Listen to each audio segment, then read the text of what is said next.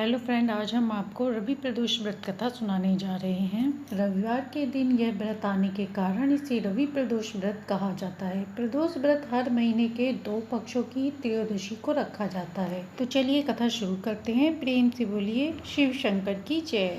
एक समय सर्व प्राणियों के हितार्थ परम पावन भागीरथी के तट पर ऋषि समाज द्वारा विशाल गोष्ठी का आयोजन किया गया। इस सभा में व्यास जी परम शिष्य पुराण वेता सूत जी महाराज हरि कीर्तन करते हुए पधारे। सूत जी को आते हुए देखकर सौनकादि 88,000 ऋषि मुनियों ने खड़े होकर दंडवत प्रणाम किया। महाज्ञानी सूत जी ने भक्ति भाव से ऋषियों का हृदय से लगाया तथा आशीर्वाद दिया। विद्वान ऋषिगण और सब शिष्य आसनों पर विराजमान हो गए। सौनकादि ऋषि ने पूछा, हे पूज्यवर महामते, कृपया यह बताने का कष्ट करें कि मंगलप्रद कष्ट निवारक यह व्रत प्रदोष का सबसे पहले किसने किया और उसे क्या फल प्राप्त हुआ। सूत जी बोले, आप सभी शिव के परम भक्त हैं। आपकी भक्ति को देखकर मैं व्रती मनुष्य की कथा कहता हूँ, जिसे ध्यान पूर्वक श्रवण करो। रवि प्रदोष व्रत कथा के अनुसार एक गांव में अति दीन ब्राह्मण निवास करता था। उसकी साध्वी स्त्री प्रदोष व्रत किया करती थी। उसे एक पुत्र रत्न था।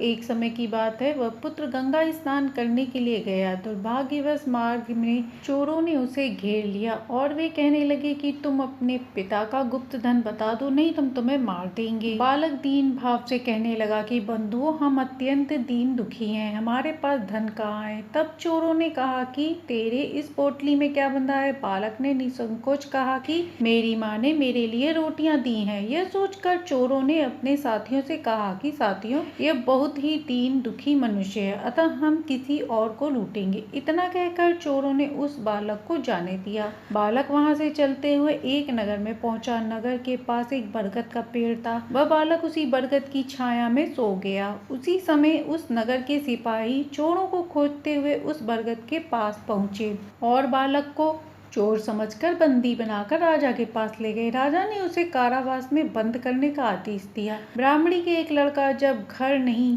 लौटा तब उसने अपने पुत्र की बड़ी चिंता दिखाई। अगले दिन प्रदोष था। ब्राह्मणी ने प्रदोष व्रत किया और भगवान शंकर से मन ही मन अपने पुत्र की कुशलता की प्रार्थना करने लगी। भगवान शंकर ने उस ब्राह्मणी की प्रार्थना स्वीकार कर ली। उसी रात भगवान शंकर ने उस राजा को स्वप्न में आदेश दिया कि वह बालक चोर नहीं है, उसे प्रातः काल छोड़ दें, अन्यथा उसका सारा राज्य वैभव नष्ट हो जाएगा। प्रातः काल राजा ने शिव जी की आज्ञा के अनुसार उस बालक को कारावास से मुक्त किया। बालक ने अपनी सारी कहानी सुनाई। सारा वृतांत सुनाकर राजा ने अपने सिपाहियों को उस बालक के घर भेजा और उसके माता पिता को दरबार में बुलाया। उसके माता पिता बहुत ही भयभीत थे। राजा ने उन्हें भयभीत देखकर कहा कि आप भयभीत ना हो, आपका बालक निर्दोष है। राजा ने ब्राह्मणों को 5 गांव दान में दिए, जिससे वे सुख पूर्वक अपना जीवन यापन करने लगे। भगवान शिव की कृपा से ब्राह्मण परिवार आनंद से रहने लगा। अंत में जो मनुष्य रवि प्रदोष को व्रत करता है वह सुख पूर्वक और निरोगी होकर अपना पूर्ण जीवन व्यतीत करता है तथा उसके जीवन में खुशहाली आती है। इस प्रकार सूत जी ने सभी ऋषियों को कथा सुनाई। सभी ने इस कथा को सुनने के बाद भगवान शिव की जय जयकार का जयकारा करने लगे। तो प्रेम से बोलिए भगवान शिव की जय। त्रयोदशी के दिन जो वार पड़ता है उसी के दिन के अनुसार प्रदोष व्रत करना चाहिए। उसी दिन की कथा भी पढ़नी और सुननी चाहिए। रवि, सोम, शनि, त्रयोदशी, प्रदोष व्रत कथा अवश्य करें। इन सभी से अविष्ट फल की प्राप्ति होती है। तो ये थी प्रदोष व्रत में सुनी जाने वाली रवि प्रदोष व्रत कथा, जिसे सुनने से शिव जी की अत्यंत कृपा बरसती है। सुनते हैं शिव जी की कथा। बहुत समय पहले वास्कल नामक गांव में विंदु नाम का एक ब्राह्मण रहता था। वह धर्मी, दुरात्मा और महापापी था। उसकी स्त्री बहुत सुंदर थी। उसका नाम चंचला था। वह सदा उत्तम धर्म का पालन करती, परंतु विंदु वैश्यागामी था। इस तरह कुकर्म करते हुए बहुत समय व्यतीत हो गया कि स्त्री काम से पीड़ित होने पर भी धर्म नाश के भय से कलेश सहकर भी काफी समय तक धर्म भ्रष्ट नहीं हुई, परंतु आगे चलकर वह भी अपने दुराचारी पति के आचरण से प्रभावित होकर दुराचारी और अपने धर्म से विमुख हो गई। इस तरह दुराचार में डूबे हुए उन पति पत्नी का बहुत समय व्यर्थ गया। वैश्यागामी, दूषित बुद्धि वाला वह दुष्ट ब्राह्मण बिंदुकरी के दुखों को भोग कर वह मूढ़ बुद्धि पापी विघ्न पर्वत पर भयंकर पिशाच हुआ। इधर उस दुराचारी बिंदु के जाने पर चंचला नामक स्त्री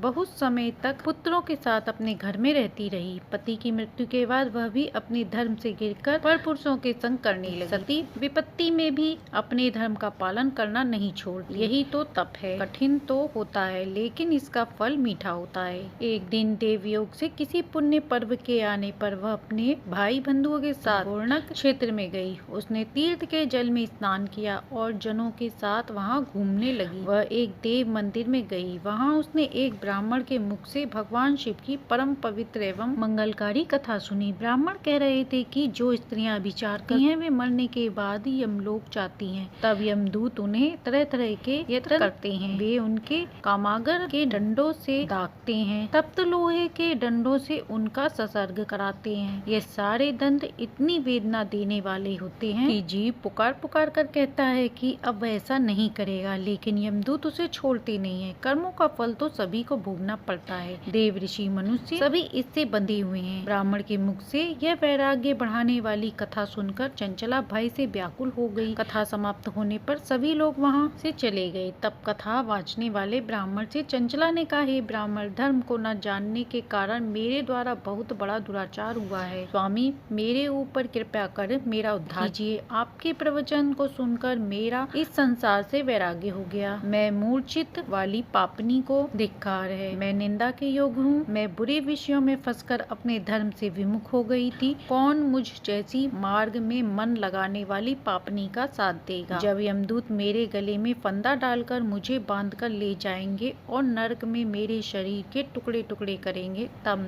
मैं उन्हें कैसे सहन करूंगी? मैं सब प्रकार के नष्ट हो गई हूँ। अभी तक मैं हर तरह से पाप में डूबी हूँ। हे ब्राह्मण, आप मेरे गुरु हैं, आप ही मेरे माता पिता हैं। मैं आपकी शरण में आई हूँ। मुझ अबला का आप उद्धार कीजिए। इस प्रकार विलाप करती हुई चंचला ब्राह्मण के चरणों में गिर पड़ी। तब ब्राह्मण ने उसे उठाया और इस प्रकार कहा, नारी, तुम सौभाग्यशाली हो जो भगवान शंकर की कृपा से तुमने वैराग्य पूर्ण यह कथा सुनी और कथा को सुनकर समय से अपनी गलती का एहसास कर लिया। तुम डरो मत, भगवान शिव की शरण में जाओ। उनकी परम कृपा से तुम्हारे सभी पाप नष्ट हो जाएंगे। मैं तुम्हें भगवान शिव की कथा सहित वह मार्ग बताऊंगा जिसके द्वारा तुम सुख देने वाली उत्तम गति प्राप्त होगी। शिव कथा सुनने से तुम्हारी बुद्धि शुद्ध होगी और तत्पश्चात पश्चाताप होगा तथा मन में वैराग्य उत्पन्न होगा। पश्चाताप पाप करने वाले पापियों के लिए सबसे बड़ा प्रायश्चित है। जो मनुष्य अपने कुकर्म के लिए प्रायश्चित नहीं करता वह उत्तम गति प्राप्त नहीं कर सकता, परंतु जिसे अपने कृतज्ञ पर हार्दिक पश्चाताप है वह अवश्य ही उत्तम गति का भागीदार होता है। इसमें कोई संदेह नहीं। शुद्ध चित्त से ही भगवान शिव और माता पार्वती में वास है। वह शुद्ध आत्मा पुरुष सदा शिव के परम पद को प्राप्त होता है। इस कथा का श्रवण सभी मनुष्यों के लिए कल्याणकारी है, अतः इसकी आराधना और सेवा करनी चाहिए। हे ब्राह्मणी, तुम अपने मन को हटाकर भगवान शंकर की इस परम कथा को सुनो। इससे तुम्हारा चित्त शुद्ध होगा और मोक्ष की प्राप्ति होगी। जो मनुष्य निर्मल हृदय से भगवान शिव के चरणों का चिंतन करता है उसकी एक ही जन्म में मुक्ति हो जाती है। यह कहकर वे ब्राह्मण चुप हो गए। उनका हृदय करुणा से भर गया। वे ध्यान में मग्न हो गए। ब्राह्मण का यह उपदेश सुनकर चंचला के नेत्रों को आनंद के आंसू छलक आए और वह हर्ष भरे हृदय से ब्राह्मण देवता के चरणों में गिर गई और हाथ जोड़कर बोली, मैं कृतार्थ हो गई। हे ब्राह्मण, शिव भक्तों में श्रेष्ठ स्वामी, आप धन्य हैं। आप परमार्थदर्शी हैं। आप सदा परोपकार में लगे रहते हैं। साधु मैं नरक के समुद्र में गिर रही हूँ। कृपया करके मेरा उद्धार कीजिए। जिस पौराणिक और अमृत के समान कथा की बात आपने की है उसे सुनाकर ही मेरे मन में वैराग्य उत्पन्न हुआ है। उस अमृतमय कथा को सुनने के लिए मेरे मन में बड़ी श्रद्धा हो रही है। कृपया आप मुझे उसे सुनाइए। कथा सुनने की इच्छा मन में लिए हुए चंचला उन ब्राह्मण देवता की सेवा में वहीं रहने लगी। उस गौड़ा नामक महाक्षेत्र में उन ब्राह्मण देवता के मुख से चंचला भगवान शिव की भक्ति, ज्ञान और वैराग्य बढ़ाने वाली और मुक्ति देने वाली परम उत्तम कथा सुनकर कृतार्थ हुई। उसका चित्त शुद्ध हो गया। वह अपने हृदय में शिव जी के सब गुण रूप का चिंतन करने लगी। वह सदैव शिव सच्चिदानंद स्वरूप का स्मरण करती थी। इसके बाद अपना समय पूर्ण होने पर चंचला ने बिना किसी कष्ट के अपना शरीर त्याग दिया। उसे लेने के लिए एक दिव्य विमान वहां पहुंचा। यह विमान शोभा साधनों से सजा था और शिव गणों से सुशोभित था। चंचला विमान में शिवपुरी पहुंची। के सारे पाप धुल गए। वह दिव्य रूप धारणी दिव्यांगना हो गई। वह गौरांग देवी मस्तक पर अर्धचंद्र का मुकुट और अन्य दिव्य आभूषण पहने शिवपुरी पहुंची। वहां उसने सनातन देवता त्रिनेत्रधारी महादेव शिव को देखा। सभी देवता उनकी सेवा में भक्ति भाव से लगे थे। उनकी अंग कांति करोड़ों सूर्य के समान प्रकाशित हो रही थी। 5 मुख और हर मुख में 3-3 नेत्र थे। मस्तक पर अर्धचंद्र आकार मुकुट शोभायान हो रहा था। कंठ में नील चिन्ह, उनके साथ माँ देवी गौरा विराजमान जो विद्युत पुंज के समान प्रकाशित हो रही थी। महादेव जी की कांति कपूर के समान गौर थी। उनके शरीर पर श्वेत वस्त्र था तथा शरीर श्वेत भस्म से युक्त था। इस प्रकार भगवान शिव के परम उज्जवल रूप के दर्शन कर चंचला बहुत प्रसन्न हुई। उसने भगवान को बार बार प्रणाम किया और हाथ जोड़कर प्रेम, आनंद और संतोष से युक्त होकर विनीत भाव से खड़ी हो गई। उसके नेत्रों में आनंद के आंसू की धारा बहने लगी। भगवान शंकर और गौरी उमा ने करुणा के साथ सौम्य दृष्टि से देखकर चंचला को अपने पास बुलाया। गौरी उमा ने उसे प्रेम पूर्वक अपनी सखी बना लिया। चंचला सुख पूर्वक भगवान शिव के धाम में उमा देवी की सखी के रूप में निवास करने लगी। एक दिन चंचला आनंद में मग्न उमा देवी के पास गई और दोनों हाथ जोड़कर उनकी इस स्तुति को करने लगी। हे गिरिराज नंदिनी स्कंद माता उमा, आप सभी मनुष्यों और देवताओं द्वारा पूजित तथा समस्त सुखों को देने वाली हैं। आप शंभु प्रिय हैं, आप ही सगुणा और निर्गुणा है। हे सच्चिदानंद स्वरूपा, आप ही प्रकृति की पोषण है। हे माता, आप ही संसार की सृष्टि, पालन और संहार करने वाली हैं। इस प्रकार सद्गति प्राप्त चंचला देवी की स्तुति कर शांत हो गई। उसकी आंखों में प्रेम के आंसू उमड़ रहे थे। तब शंकर प्रिया भक्त वत्सला उमा देवी ने बड़े चंचल प्रेम से चंचला को चुप कराते हुए कहा, सखी चंचला, मैं तुम्हारी इस स्तुति से प्रसन्न हूँ। बोलो क्या वर मांगती हो। तब चंचला बोली, है गिरिराज कुमारी, मेरे पति बिंदु इस समय कहाँ है? उनकी स्थिति कैसी है मुझे बताइए और कुछ उपाय कीजिए ताकि हम फिर से मिल सकें। हे देवी, मेरे पति एक शूद्र जाति वैश्या के प्रति आसक्त थे और पाप में ही डूबे रहते थे। गिरिजा बोली, बेटी तुम्हारा पति बिंदु पापी था, उसका अंत बड़ा भयानक हुआ। वैश्या का उपभोग करने के कारण वह मूर्ख नरक में अनेक वर्षों तक अनेक प्रकार के दुख भोग रहा है। अब शेष पाप भोगने के लिए बद्ध पर्वत पर पिशाच की योनि में रह रहा है और वह दुष्ट वहीं वायु कर रहता है। वह सब प्रकार के कष्ट सहता है। गौरी देवी की यह बात सुनकर चंचला अत्यंत दुखी हुई। फिर मन को किसी तरह स्थिर करती हुई दुखी हृदय से माँ गौरी से उसने एक बार फिर पूछा, हे महादेवी, मुझ पर कृपा कीजिए और मेरे पापी पति का अब उद्धार कीजिए। कृपया करके मुझे वह उपाय बताएं जिससे मेरे पति का उद्धार हो जाए। गौरी देवी ने कहा, यदि तुम्हारा पति भगवान शिव की पुण्यमय उत्तम कथा सुने तो वह इस दुर्गति को पार के उत्तम गति का भागी हो सकता है। अमृत के समान मधुर गौरी देवी के ये वचन सुनकर चंचला ने दोनों हाथ जोड़कर प्रार्थना करने लगी। इस प्रकार बार बार प्रार्थना करने पर शिवप्रिया गौरी देवी ने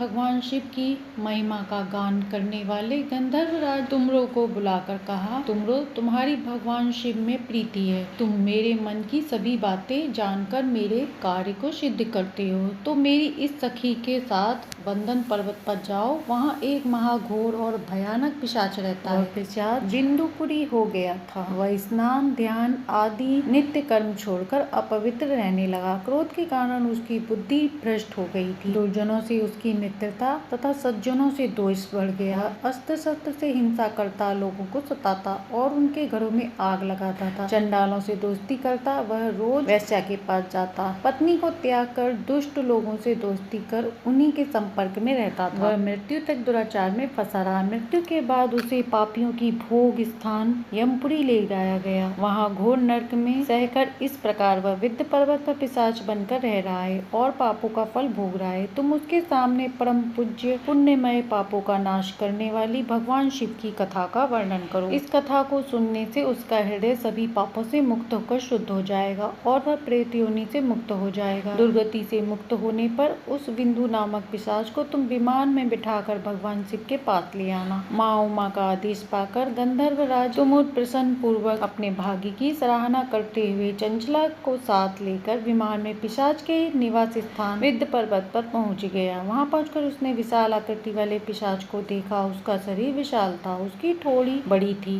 वह कभी हंसता, कभी रोता, कभी उछलता। महाबली तुमुर ने बिंदुपुरी के पश्चात तुमर ने कथा वचन के लिए स्थान तलाश कर मंडप की रचना की। शीघ्र ही इस बात का पता लोगों को चल गया कि एक पिशाच के उद्धार के हेतु देवी पार्वती की आज्ञा से तुमर भगवान शिव की कथा सुनाने बंद पर्वत पर आए हैं। उस कथा को सुनने के लोग से बहुत से देववंश वहां पहुंच गए। सभी को आदर पूर्वक स्थान दिया गया। पिशाच बिंदु को आसन पर बिठाया गया। तब तुमर ने परम उत्तम भगवान शिव की अमृत कथा का गान शुरू किया, जिससे सभी श्रोता कृतज्ञ हो गए। परम पुण्यमय कथा को सुनकर पिशाच सभी पापों से मुक्त हो गया और उसने पिशाच शरीर को त्याग दिया। शीघ्र ही उसका रूप दिव्य हो गया। उसका शरीर गौर वर्ण का हो गया। शरीर पर श्वेत वस्त्र एवं पुरुषों के आभूषण आ गए। इस प्रकार दिव्य देहधारी बिंदु अपनी पत्नी चंचला के साथ स्वयं भी भगवान शिव का गुणगान करने लगा। उसे दिव्य रूप में देखकर सभी को बहुत आश्चर्य हुआ। उनका मन परम आनंद से परिपूर्ण हो गया। सभी भगवान महेश्वर के अद्भुत चरित्र को सुनकर कृतार्थ हो गए और सभी उनका यशोगान करते हुए अपने अपने धाम को चले गए।